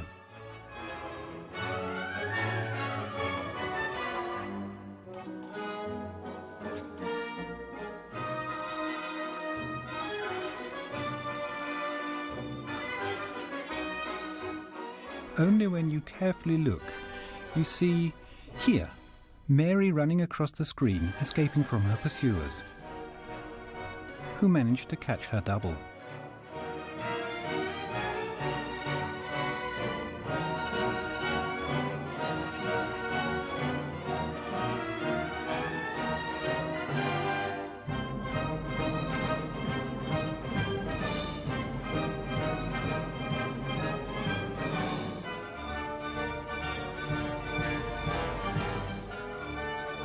Fittingly, the workers construct a stake in front of the cathedral.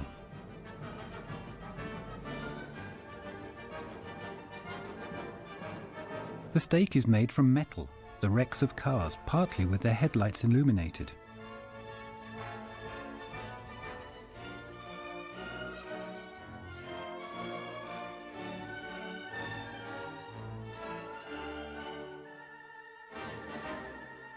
The false Mary tied to the stake. She who was created by electrical sparks, totally in her element, in a display of masochistic lust.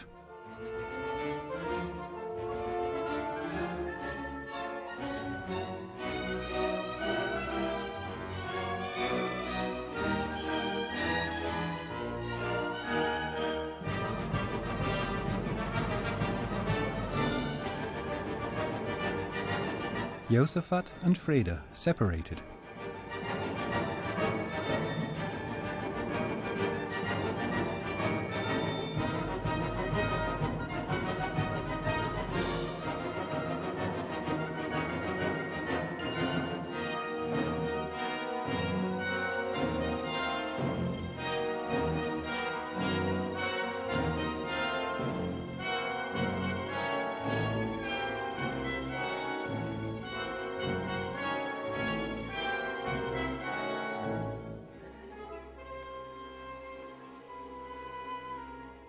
Rotwang had awakened. It says in the novel, but he knew he had died, and this realization filled him with the deepest satisfaction. He only wanted his Hel.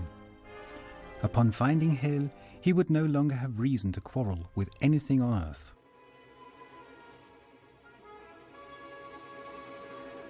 Hel, he says in the novel, I am not a ghost, although I have died. I had to die to come to you.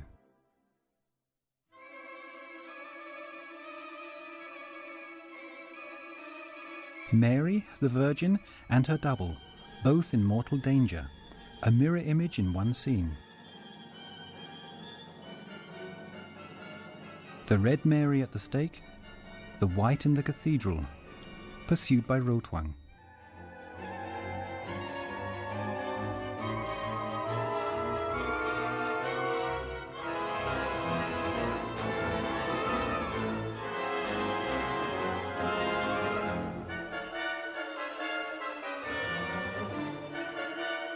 The bells of the cathedral come to her aid.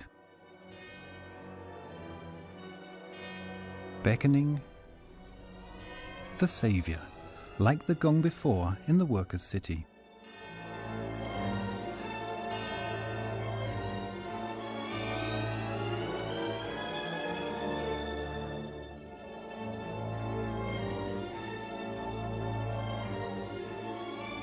As Freda watches, the fire burns away the flesh of the false Mary, revealing her mechanical core. musically triumphant, accompanied by one of the mechanical woman motifs in vibrant major.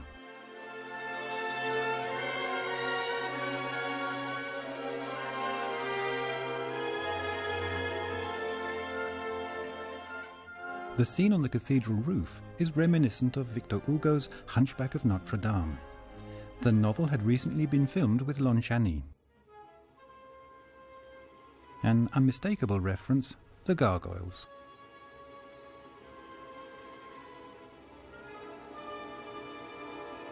After the demise of the evil half of the female double pair, the final battle between the two male rivals is enacted on the roof of the cathedral.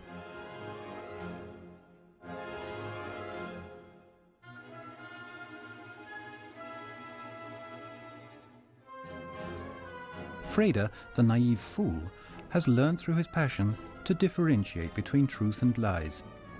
Then, in the face of the needs of the children, he has ripened to an active person.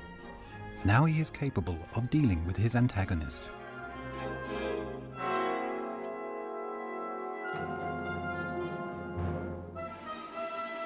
Fredersen kneeling, he too maturing through suffering. Slim and Josaphat, another antagonistic pair, unite to offer him assistance.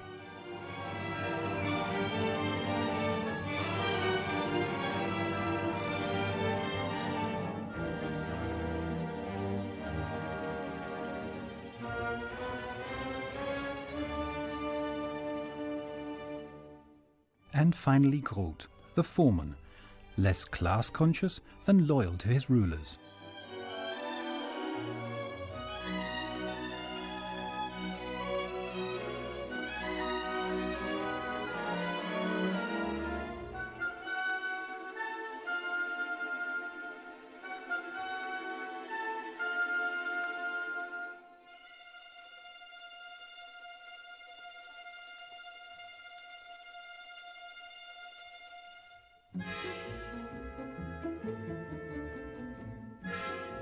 In Pynchon's Gravity's Rainbow, Pöckle remembers how Rotwang carried Mary onto the roof of the cathedral. He was taken by Klein-Rogge playing the mad inventor, who he himself and his fellow students would have loved to be. Indispensable to those who ran the Metropolis, yet at the end the untamable lion who could let it all crash, girl, state, masses, himself, asserting his reality against them all in one last roaring plunge from rooftop to street. So remembers Pöckle.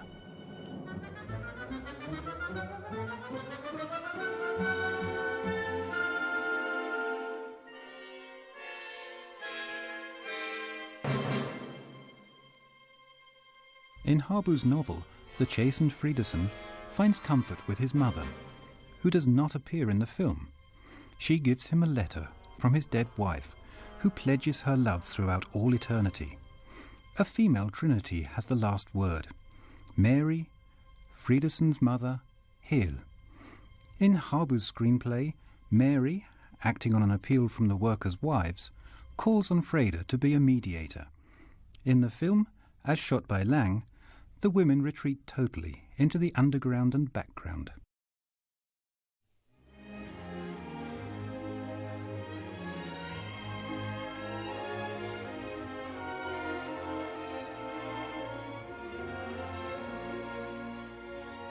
For the finale, the mediator theme.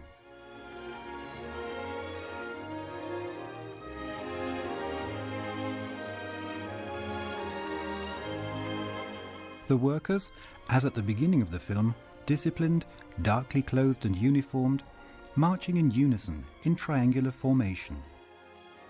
The loyal foreman at the vanguard, ascend the steps at the cathedral to meet the triumvirate awaiting them in the portal.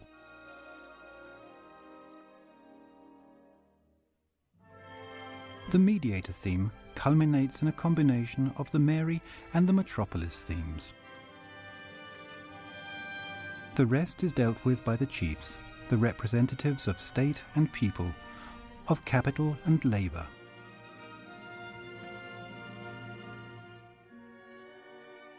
The social partners still require mutual trust.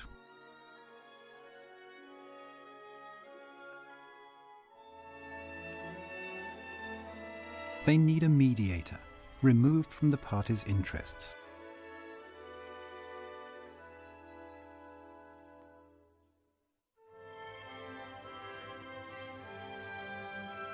Mary, as a woman, is permitted to deliver the cue.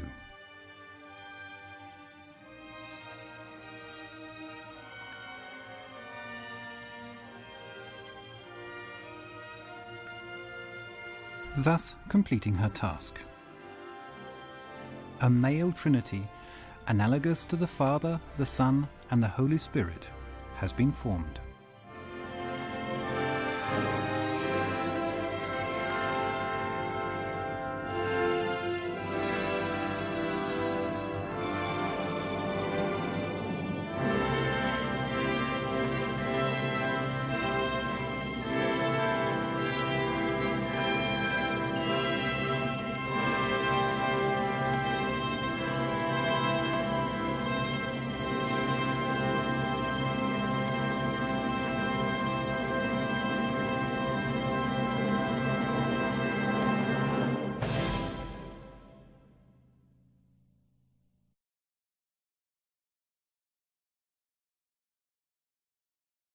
Metropolis is a film of superlatives, also insofar as no other film provoked as much criticism, analysis and interpretation, at least not since the 1980s, simultaneously and in conjunction with new versions, new recordings, reconstruction attempts and allusions to this film in new ones. The film, its metaphors, its allegory, require interpretation. The interpretation is part of the film's story, even if contradictory, bizarre and excessive. There is no need to believe or accept any of them, but they should be acknowledged, as this is one of the pleasures the film offers, which are unthinkable without a certain degree of light-hearted detachment. The commentary you have heard was compiled by Enno Patalis, read by David Cook, and notes on the music were provided by Rainer Farbich.